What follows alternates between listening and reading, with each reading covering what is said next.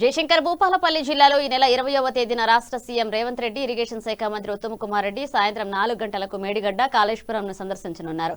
అనంతరం కాటారం మండలం నస్తూరిపల్లిలో రైతు సోదరుల కోసం నిర్వహించే కార్యక్రమంలో రైతు భరోసా రెండో విడత నిధులను వ్యవసాయ శాఖ మంత్రి తుమ్మల నాగేశ్వరరావుతో కలిసి ప్రారంభించనున్నట్లుగా మంత్రి దుద్దిళ్ల శ్రీధర్బాబు తెలిపారు.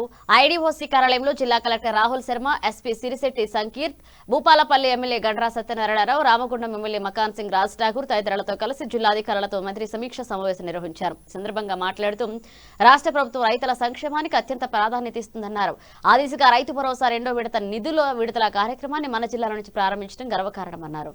ఇదే సందర్భంలో నస్తూరిపల్లిలో నిర్వహించనున్న బహిరంగ సభకు పెద్ద ఎత్తున రైతులు, మహిళలు హాజరయ్యేలాగా చర్యలు తీసుకోవాలని, కార్యక్రమాన్ని విజయవంతం కావడానికి జిల్లా యంత్రాంగం సమగ్ర ఏర్పాట్లు చేయాలని మంత్రి అధికారులకు ఆదేశించారు.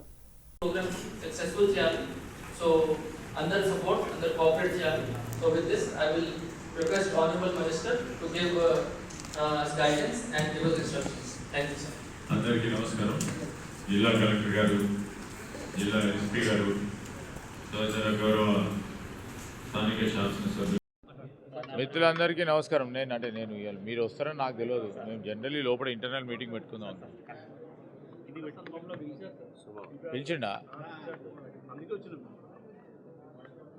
ఈరోజు ప్రత్యేకంగా జిల్లా కలెక్టర్ గారు, ఎస్పీ గారు, స్థానిక గౌరవ శాసనసభ్యులు గండ్ర సత్యనారాయణరావు గారు, మా రాజ్ ఠాకూర్ గారు 20వ తారీఖు నాడు ముఖ్యమంత్రి గారు మేడిగడ్డ సందర్శన చేస్తూ ఉన్నారు. వారితో పాటు ఇరిగేషన్ మంత్రి గారు ఉత్తమ్ కుమార్ రెడ్డి గారు మేడిగడ్డకు సాయంకాలం పూట 4 గంటలకి వారు వస్తారు. తదుపరి కాటారం మండలంలోని నస్తూరిపల్లిలో మరి రైతు సోదరులను ఉద్దేశించి కూడా ముఖ్యమంత్రి గారు, వ్యవసాయ శాఖ మంత్రి గారు తుమ్మల నాగేశ్వరరావు గారు రైతు భరోసాకు సంబంధించి మరొక మారు విడుదల చేసే కార్యక్రమంలో ఇక్కడికి వస్తూ ఉన్న తరుణంలో మేమందరం కూడా మరి పెద్ద ఎత్తున స్వాగతం పలకాలని జిల్లా యంత్రాంగం, మరి శాసనసభ్యులు, నేను ఈ జిల్లాకు సంబంధించిన మంత్రిగా పెద్ద ఎత్తున స్వాగతం పలుకుతాం. నేను జిల్లా రైతు సోదరులందరికీ కూడా ఈరోజు రైతు సంక్షేమ ప్రభుత్వం, ముఖ్యమంత్రి గారు మన జిల్లాకు వస్తూ ఉన్న సందర్భంలో పెద్ద ఎత్తున రావాలని వారిని అందరినీ కూడా స్వాగతిస్తూ ఉన్నాం.